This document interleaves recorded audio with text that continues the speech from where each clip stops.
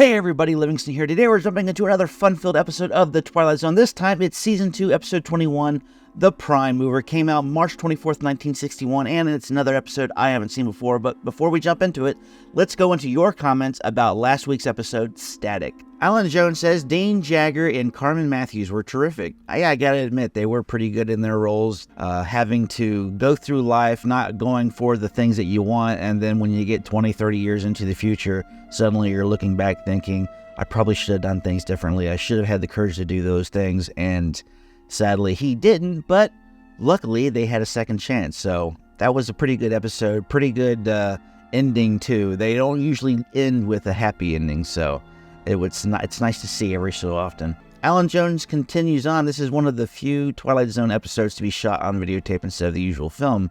Tape gave these episodes a soap opera feel. True, yeah, I mean, we mentioned that at the end of the episode when we went through the trivia. I think they said this is 5 out of 6, so we have one more episode that's going to be videotaped. Curious which episode is going to be that one. Charles Stewart 8009 says the one dark-haired woman played on Bewitched for a while as the nosy neighbor. The chunky guy with glasses played on Andy Griffith. I probably knew that in my mind's eye, but I never picked up on it. A lot of these episodes I watched, even the one of the first episodes I watched with the, I can't remember, it was the one where the guy walks to town and he ends up going back to the hometown that he lived in as a child, and then he meets his younger self who was played by Ron Howard, which I didn't know that until somebody pointed that out to me in one of the comments. So that's why I go through the comment section now to get these little tidbits. But that one, yeah, thanks for pointing that out for sure. I'll definitely have to look back into that and see which role the chunky guy played in the Andy Griffith show. Tinicum54, I hope I'm saying that right. Thanks, great podcast. Hey, thanks for watching. Stephen Mark Hansen says, the boy is Gilbert of Leave It to Beaver fame. See, that's another one I did not know. Thanks for pointing that out. Monty Rose 78 says, Gilbert decided to bug this guy instead of the Bev. This is true. Gilbert did decide to bug this guy.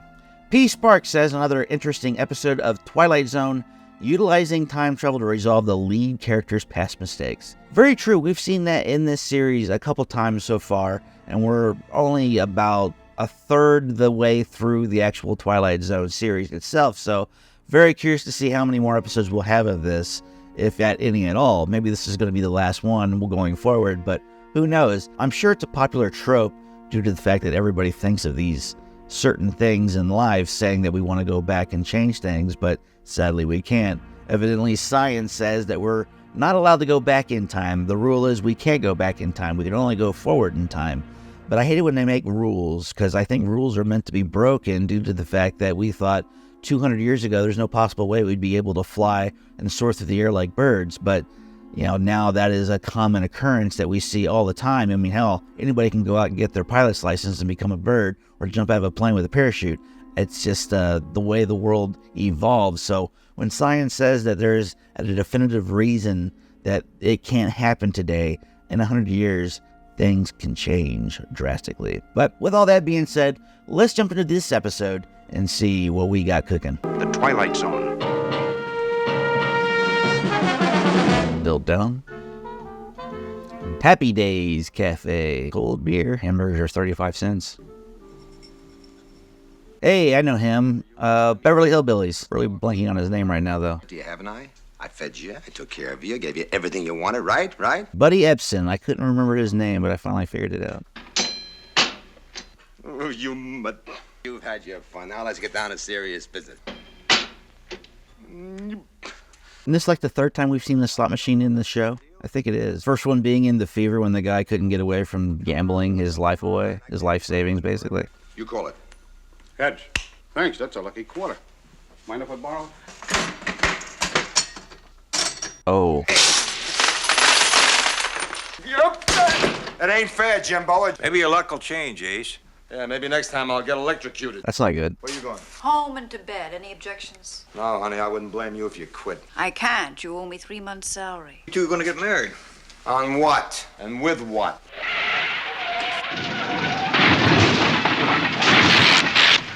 Come on, Jimbo, lend a hand, will you? Jimbo seems a little shell-shocked. What is his deal?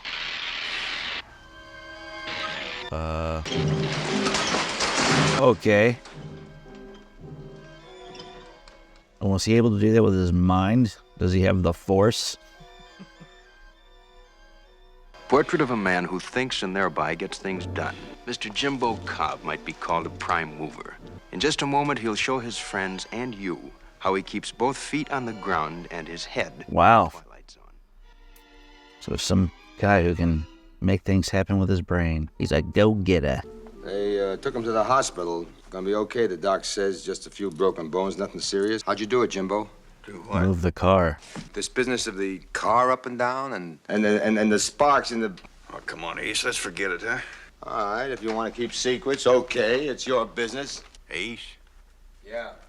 I'll tell you. Please do. I can't exactly explain it, Ace, but I guess you might say it's a power I got. I can move things around just by thinking. Why? I don't know how come or why or anything, but I can. Like since when? Oh. I never thought there was anything special about it or anything. I thought everybody could do it, you know, like breathing. Guess I was wrong. Evidently. Oh, yeah? How come I never seen you doing this before? Got me in a lot of trouble in school, and then I started getting these real bad headaches after. That's not good. Like now. Could you do this again? Sure. Like right now? Yeah. Come on, will you? Don't be a jerk about it. Do something to this bed. Wow, amazing. Making my head worse. Could you make something move that's a little smaller, like a quarter maybe? Give me a quarter, will you? Can I borrow a quarter, please? Make it move. Now make that come up heads. Oh, he wants to cheat and betting now. Let's go to the roulette table.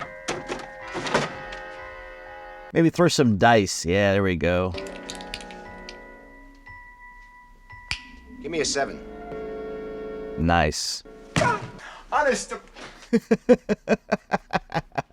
the matter? Like we could have been winning money this entire time. Brains out for 4 years working that crummy joint. We could have been living like kings. I'll show you. You'll see. Honest, when I think of all the dough that Alec... Hello, Kitty. Can you get ready to go on a short trip in about 10 minutes? Yeah. Be ready by 1 o'clock. Oh, where are we going? We're going to Vegas. I've been on that street before. I'm trying to remember the name of it. $100 on number 8. That's all we've got. Take it easy, Kitty. 8. What's the limit? $200. All right, $200. Fremont Street. Now they have that whole entire street covered up, and they have this massive screen where they do a music show and it's lights. It's pretty cool. 4. Shovel it in, kid. Shovel it in. Winner, 10 for 1. Winner, front line, winner, pay line. Same bet. Oh, 7, a winner. Bats. Got no.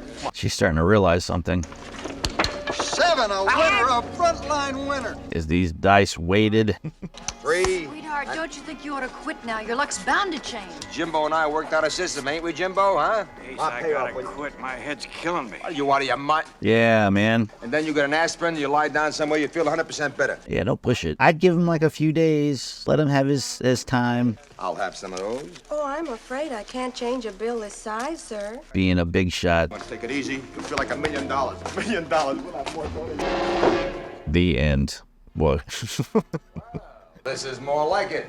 Oh, Ace, it's gorgeous. Junior, go out and buy yourself a pair of roller skates. Pick up some shaving cream, toothbrush, you know, all that shit. Okay, thanks. Jimbo, how do you feel? Ace, I'm tired. I gotta sleep. Sleep. We just got started. Come on. Now, look, don't you fold up on me. Honey, would you get him some aspirin? I wonder how this one's going to end. Is it going to be happy or is it going to be sad or indifferent? Ace, Yeah? I can't do it no more. It's wrong, Ace. It's cheating. Cheating's wrong. You mean it? We're gonna quit? Sure, Jimbo, we're gonna quit. Ace, you promise? Sure, kid, sure. After just one more time. Give me... One more time. Hey, Jimbo. Well, okay. One more time.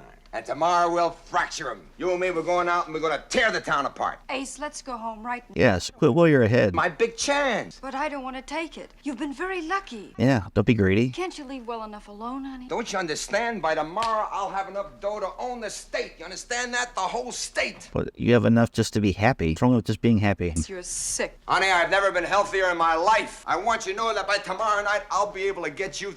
Where are you going?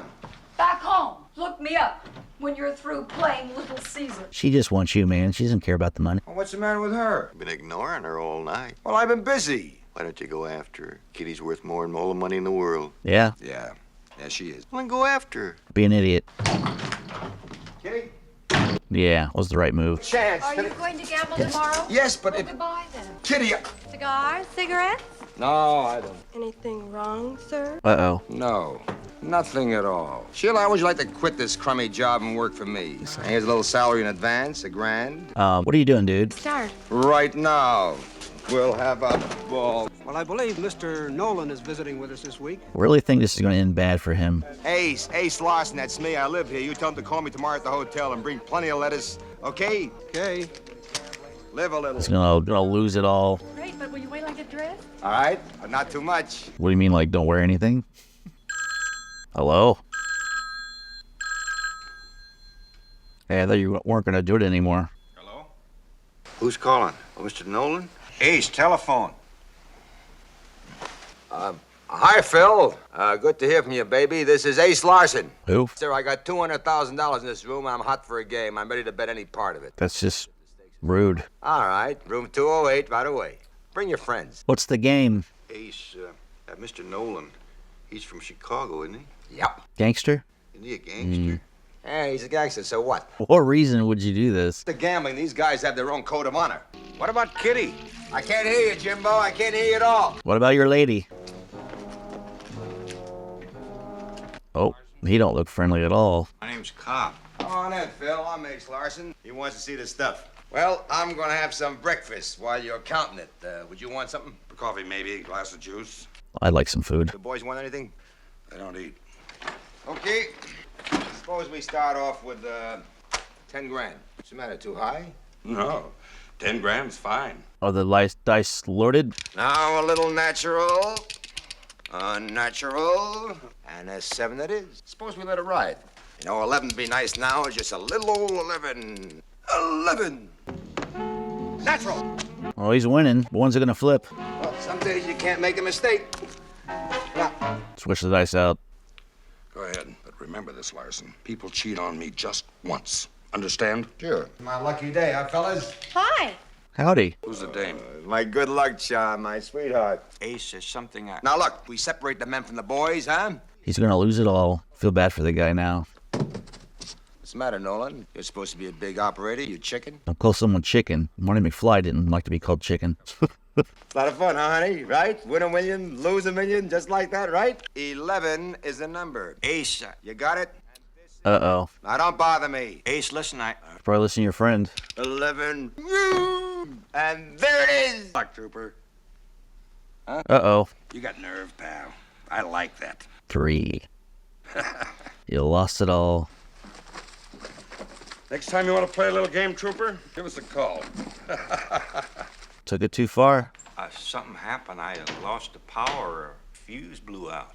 Great. Out of money, lady. He blew his fuse. Well, see you later. You're worth nothing now. Well, at least he's taking it in stride.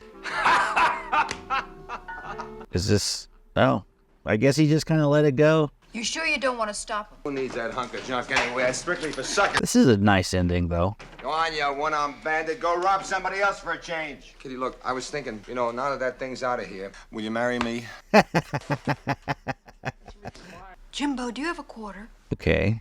Call it. Does he have luck? All right, Mr. Larson, I will marry you. Oh. Yeah. Some people possess talent, others are possessed by it.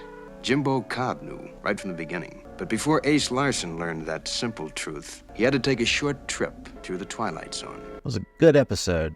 I liked the way it ended. It had a good, moral to the story. Well, that's it for this episode, The Prime Mover. I enjoyed that episode. It's one of those episodes where you kind of didn't know what was going to happen at the very end. When the friend said he blew his fuse, you kind of knew he was going to lose all the money. I had a feeling that's what was going to happen. His greed was going to get the best of him, and he was going to push it too far.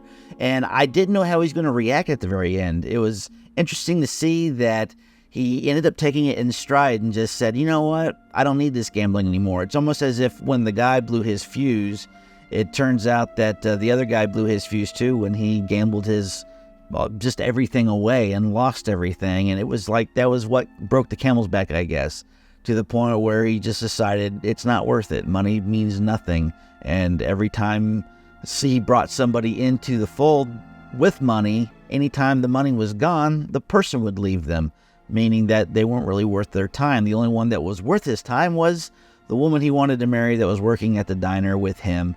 And maybe he'll end up walking away from that those 3 paychecks that she is owed because now they're becoming husband and wife, and now everything is together. But yeah, interesting episode. Not sure what it'll rank at the end of this season when it comes to the podcast for season 2. But I'm curious to know what your top 5 are going to be for the season 2. Let me know, comment below what past episodes were some of your favorites and what some future episodes are your upcoming favorites. But let's dive in some of the trivia and see what it took to get this episode off the ground. In the opening, a slot machine is used by the main character. The slot machine is the same one used in The Fever, in which an older gentleman is obsessed with the machine. We did point that out. The film clip of the car crash is from the end of Thunder Road, 1958, which stars Robert Mitchum. I've never seen that movie. Might be something I have to check out for the channel sometime.